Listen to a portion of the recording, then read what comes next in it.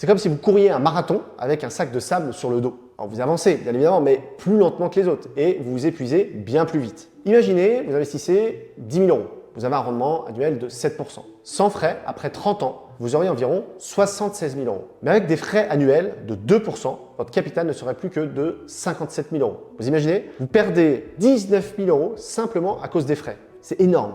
Ces frais, que vous ne voyez même pas passer, ont un impact monumental sur la croissance de votre portefeuille. Prenons un autre exemple concret. Deux investisseurs commencent avec le même montant de départ. L'un d'eux choisit un fonds avec des frais annuels de 0,5% et l'autre opte pour un fonds de 2% de frais. Sur 30 ans, la différence de rendement entre ces deux portefeuilles pourrait facilement se chiffrer en dizaines de milliers d'euros. Le simple écart de 1,5% peut faire toute la différence entre atteindre vos objectifs financiers ou devoir les repousser.